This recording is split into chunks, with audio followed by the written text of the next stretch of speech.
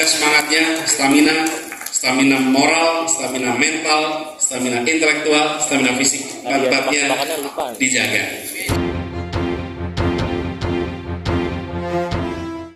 Tadi ada lima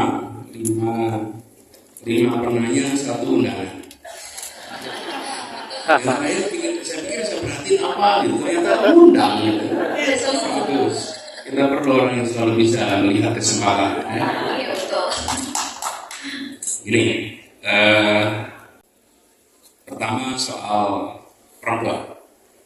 Kan ada yang tanya soal perempuan. Terima kasih pertanyaannya. Jadi perlindungan pada perempuan itu dimulai dengan mengkampanyekan kesadaran bahwa pandang perempuan seperti kita memandang ibu kita sendiri. Setiap bertemu dengan seorang perempuan, maka lihatlah seperti kita menghormati ibu kita. Kampanye itu harus dilakukan sehingga kita menghormati, menghargai, karena tidak mungkin kita akan memandang rendah pada ibu kita. Tidak akan kita berbuat hal-hal yang tidak patut pada ibu kita, betul tidak? Itu harus dikampanyekan masif sehingga itu menjadi kesadaran kolektif bahwa pandang itu seperti ibu, pandang itu seperti saudara, seperti adik atau kakak kita sendiri. Dengan begitu, setiap kali ada sesuatu terjadi kepada perempuan dimanapun, kita akan merespon. Kalau tidak, itu saya nggak kenal, buat apa saya peduli. Ketika ada masalah yang sedang dihadapi, apapun masalahnya, di ruang publik, kita bisa tidak berbuat apa-apa. Kenapa? Kita nggak merasa dikenal, kita tidak merasa itu urusan kita. Jadi satu kesadaran itu. Yang kedua, negara itu harus responsif melindungi. Dan bentuk perlindungannya adalah dengan memberikan mekanisme untuk pencegahan di fasilitas-fasilitas umum. Selalu ada mekanisme untuk melakukan pencegahan, dan bila terjadi sesuatu yang menimbulkan ketidaknyamanan, maka dimanapun bisa melaporkan dengan cepat. Problem utamanya adalah tidak tahu kemana harus lapor, kepada siapa harus lapor. Itu harus dilakukan. Kami di Jakarta membuat nomor khusus untuk itu, dan kita menyiapkan kerjasama dengan kepolisian antara Pemprov DKI dengan Polda, bahkan menyiapkan aplikasinya sehingga ketika ada peristiwa apapun yang dialami itu bisa direspon. Yang ketiga, di Jakarta ini kita ada tempat di mana kita memberikan istilah kita rumah aman bagi perempuan yang mengalami korban kekerasan. Untuk mereka bisa berada di tempat itu terlindungi, tercover seluruhnya. Bahkan kalau di Jakarta ini pengalaman kami kita kerjakan. Saya bisa kasih contoh Jakarta karena saya belum bisa mengerjakan untuk wilayah di luar Jakarta. Jadi rekam jejaknya Jakarta. Bagi kami di Jakarta, bila ada perempuan yang mengalami kekerasan dan harus mendapatkan perlindungan, maka kami tidak lihat KTP-nya. Tidak penting dia warga daerah mana, tapi bila dia berada di Jakarta, maka kami akan lindungi. Termasuk biaya-biaya bila muncul dari mulai soal rumah sakit sampai tempat tinggal di sini. Itu semua diambil alih oleh negara. Bentuk tanggung jawab ini adalah cara kita menghormati perempuan yang mengalami tindakan-tindakan yang tidak sepatutnya.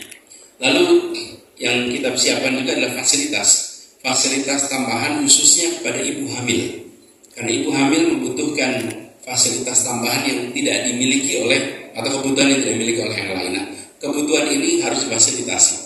Jadi itu contoh ya, bagaimana kita melihat. Tapi semuanya bermula dari cara pandang. Bila cara pandang kita itu menghormati, menghargai, maka kita siapkan kebijakan turunannya. Itu pertama.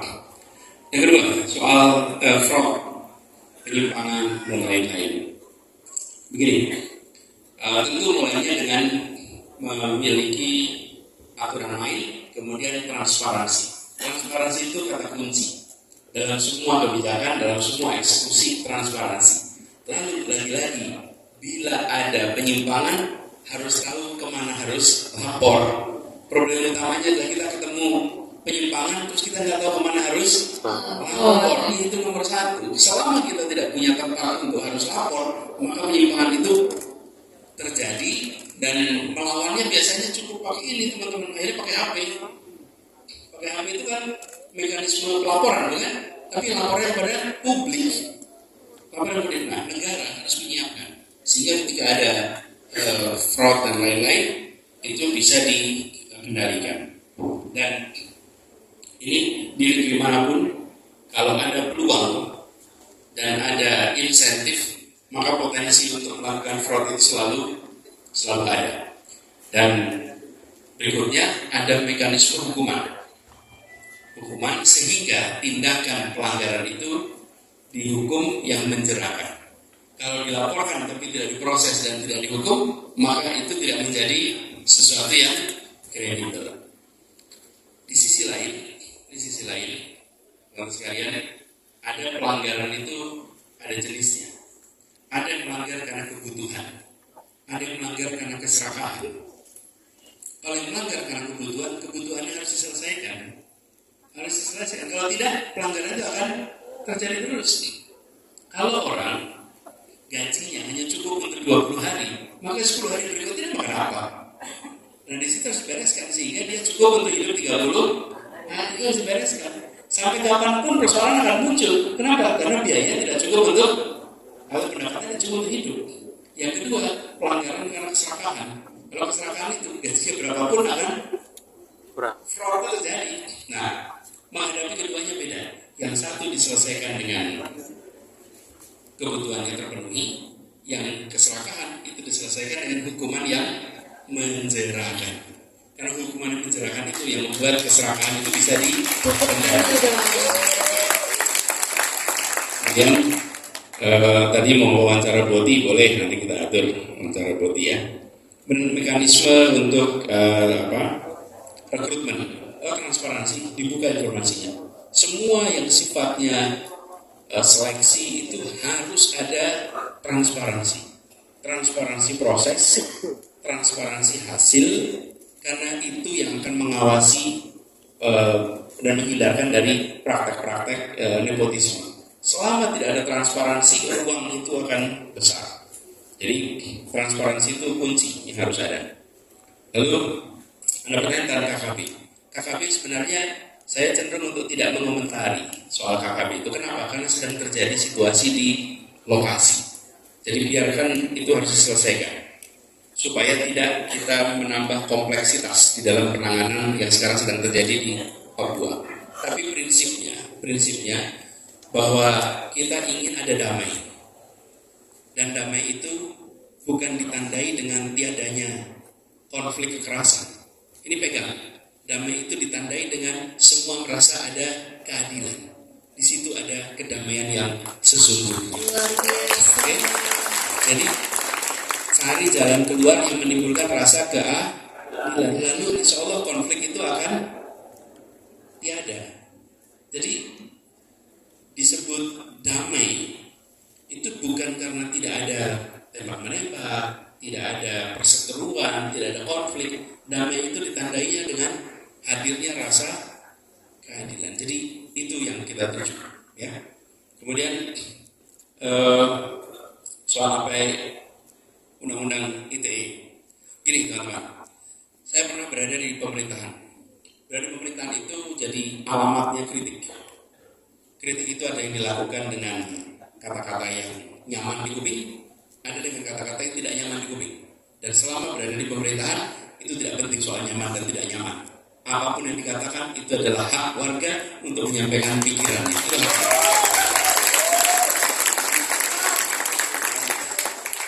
Saya juga nggak pernah menuntut siapapun yang padahal kalau lihat dosisnya agak lumayan untuk kemarin di Jakarta. Lumayan, tapi kita nggak pernah menuntut, nggak pernah proses. Biarkan saja. Kalau ada kritik, itu sebetulnya public education. Karena yang berada di pemerintahan itu kalau dikritik, dia harus menjawab. Dan jawaban dia itu didengarkan sama publik. Ketika jawabannya bagus dan benar, publik akan percaya. Jadi karena itulah membuat kebijakan itu harus pakai akal sehat. Membuat kebijakan itu pakai data, pakai fakta. Sehingga ketika ditanya dan dikritik bisa menjawab dengan data, fakta, tidak perlu marah. Kenapa? Kalau memang bisa dijelaskan kok. Kan problemnya apa? Kalau kebijakan itu sebetulnya nggak bisa dijelasin. Terus ketika dikritik jadi sensitif. Tapi kalau memang kebijakannya masuk akal, kepentingan publik, pakai data, ya tinggal dijawab, tidak ada masalah. Jadi karena itu saya merasa tidak perlu ada aturan-aturan yang melarang kritik. Bahkan pasal-pasal karet itu harusnya direvisi. Dan itu sudah merepotkan. Dan banyak dari kita yang mengalami pelayanan-pelayanan publik yang salah ketika melaporkan justru dilaporkan, ketika mencerita pada publik dilaporkan, bukan hanya pada pemerintah. Ada pelayanan, misalnya pelayanan bengkel, ternyata bengkelnya nggak melayani dengan benar. Kita menceritakan di sosmed, bisa kena tidak ya? Bisa. Nah itu karet itu yang harus ditiadakan supaya kebebasan berekspresi itu terjaga dan akal sehat itu dijaga. Rasanya udah jawab semua, teman-teman sekalian. Sudah jawab semua ya? Udah jawab semua. Terima kasih loh. Tepuk tangan dulu dong yang meriah. Udah terjawab ya semuanya. Iya. Saya kasih tebak-tebakan boleh gantian? Mau tebak-tebakan nggak? Boleh kasih. Ya? Boleh. Oh, undangan boleh. Nanti kalau soal undangan itu soal jadwal aja. Ya udah boleh. Secara prinsip siap hadir, apalagi Makassar. Ini di sini hadir Bro Zaitun Rasmin mana? Saya panggilnya Bro pertama kali nih Bro Zaitun Rasmin. Daripada kena denda kan? Bro Tamsil. Ini Makassar, Sumatera Selatan, Sulawesi Selatan. Nah, saya punya ini tebak-tebakan nih. Barangkali bisa jawab. Bro Refli juga boleh jawab. Penyanyi luar negeri yang suka sepedaan. Selena Gomez. Selena Gomez. Boleh juga kamu nanti Sepeda. Kalau artis Korea siapa yang muncul pas lagi mati lampu? Ki Jungkook. Kolut. Artis Korea mati lampu. Ya. Matilah. Jin BTS. Jin Sam. Wah, lucu. Ketawa dong. Ini milenial yang dikomando. Sebentar. Sambil menunggu ya. Saya boleh nggak tebakan? Boleh. Tanggal berapa Bro Anies lahir? Ya. Oh, tanggal berapa? Tanggal 7 Mei. Benar nggak? Tahun 69. Benar nggak? Tambah lagi pasarannya apa? Rabu Paing. Kalau pasaran itu harus ada harinya apa? Harus baru. Ya, Kamis. Rabu Kliwon, oke. Tuh. Bro, saya dikasih tahu waktu Bro Anies nggak banyak ya. Tapi boleh nggak? Tadi kan kita sudah janji bahwa pantun yang buat itu langsung ke depan, boleh nggak? Boleh, yuk. Iya. Pantun yang buat pantun langsung ke depan. Yang buat Tolong yang jangan ada buat colongan langsung ke ya. depan. Jangan ada colongan. Semuanya bikin pantun. HP-nya, Oh iya ya, maju ke depan, maju ke depan. HP-nya. Maju ke depan. Iya, maju ke depan. Enggak, maju ke depan. Oke. Nah, sorry, ini buat pantun semua. Allahu Akbar. Wah. Oke, sudah ya. Oke. Ya, udah tutup ya. Ini- udah tutup. Ini ya, Udah tutup. aturannya adalah kalian cuma membacakan satu kali. Karena itu kalau pronunciation-nya jelek, Bro Anies nggak paham, salahnya sendiri. Dan Bro Anies yang akan menentukan 3 pemenangnya. Dimulai dari yang pertama. Oke, kamu. Antri dong, antri. Oke. Jangan ngerubung. Jalan-jalan ke Ciamis, Cakep. pulangnya beli durian, Cakep. Saya suka Pak Anies karena bawa visi keadilan. Saya harus menang Pak, karena nggak bawa HP, Bismillah. Pagi-pagi jalan ke Al Jazeera, Cipinang adalah letak lokasinya. Jika mau Indonesia sejahtera, pilihlah Anies sebagai presidennya. Bingung nggak ini Bro Anies? Bingung nggak? Nggak bingung ya? Oke, yang satu dan yang dua. Oke, yang perempuan. Kamu kan sudah tadi. Silakan. Jalan-jalan ke kota Jakarta. Kota yang indah bikin tersenyum manis. Untuk Indonesia yang tertata, jelas presidennya harus Anies. Bro Anies masih ingat ya yang bagus ya? Oke. Oke, kamu. Oke Pak. Pepaya rasanya manis, belinya di Pasuruan. Indonesia bersama Anies menuju adanya perubahan. Cakep loh. Masih ingat Bro Anies? Masih ya? Oke. Jadi Bro Anies akan berpikir nomor 1, nomor 2, nomor 3 ya dari 4 pantun itu. Oke, silakan. Ini Pak, pantun dari impor dari Wakatobi, Mansu. Orang Wakatobi makan sayur tumis. Badan lemas kurang makan ikan.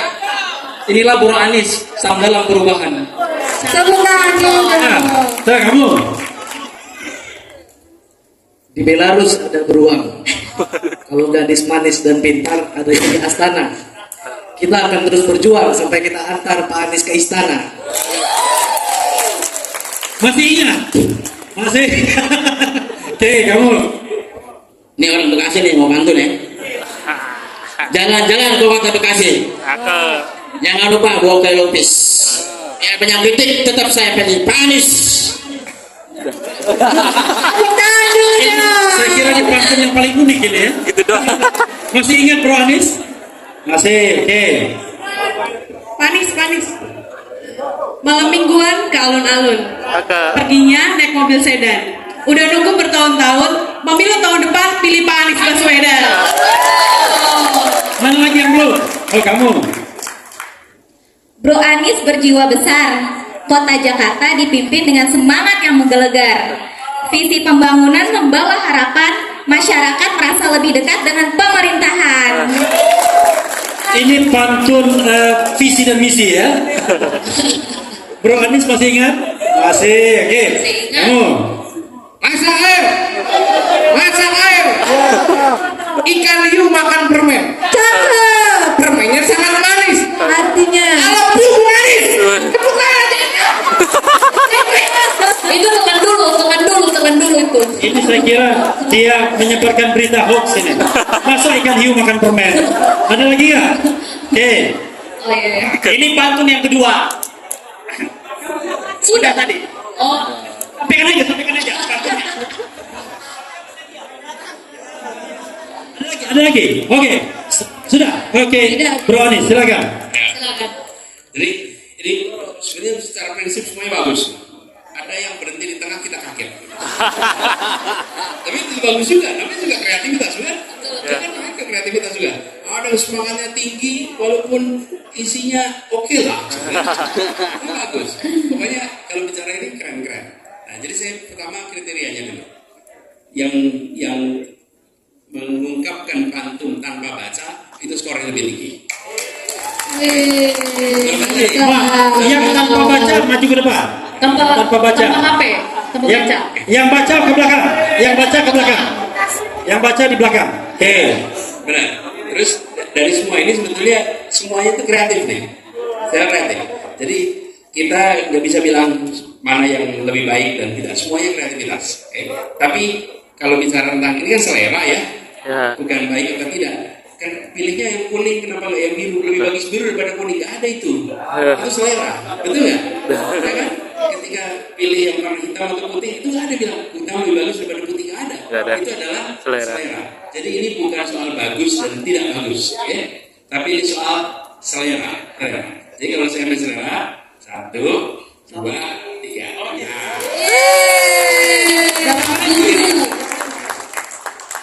Tiga nih. Ini harus pastikan 1, 2, dan 3-nya. Bro Refli gini. 3 ini kan di depan nih. Iya. Ini bicara selera nih. Iya. Dari selera. Jadi selamat buat yang saudaranya sini. Oke? Tapi yang belakang juga nggak kalah keren.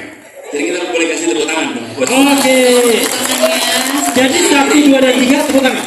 Bro, 3 semua ini Ya. mintain alamatnya, nanti semuanya dikirim langsung ke Alhamdulillahirabbil alamin. Ya, tanda tangan. Oke. Good job. Terima kasih. Terima kasih. Jadi yang 3 ini 3-3-nya juara. 3-3 juara. Oke. Yang lain dikasih juga. Tetap Oke. dikasih tetap berjuang. Sekaligus farewell, saya baca pantun juga. Oh iya, biasa. Ini baca beneran. Baca bener. Dibales. Saya kalau ikutan ini kalah pasti. Karena saya baca gitu. Kira-kiranya yang bagus ya nggak baca kan? Gak baca. Kamu udah siapin kok. Gitu. Nih. Pantun ini. Semangat boleh tinggi. Pakai rem. Iya. Anak muda senangnya berkumpul. Cakep. Kadang-kadang sampai subuh. Cakep. Kalau cinta, bilang I love you almost full. Karena cinta butuh ruang untuk bertumbuh. Cakep. Ada lagi? Ada lagi. Dua. Kalau teman lagi halu, jangan ditanya kapan nikah.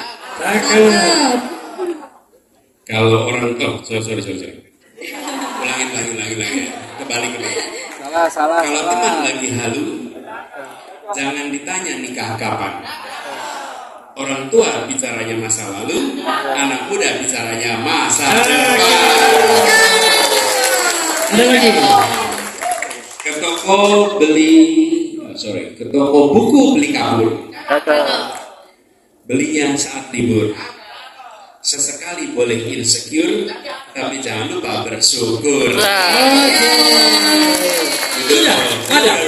Gini, saya punya pantun ya tanpa baca. Dan baru saya pikirkan, dan ini cocok kalau misalnya kita mau merayu cewek. Ya kan? Calon presiden namanya Anies. Tepuk tangan dong. Yang spontanitas biasanya bahaya. Oke. Orangnya kuat, suka minum jamu. Cakep. Jadi Nis sama Mu. Ini bilang, hei kau yang manis. Cakep. Boleh tahu nomor HP-mu? Diulangi diulangi. Cakepnya kurang. Oke ya. Oke. Presiden Indonesia ke depan namanya Anies. Orangnya kuat, suka minum jamu. Hei Adinda yang sangat manis. Boleh tahu nomor HP-mu?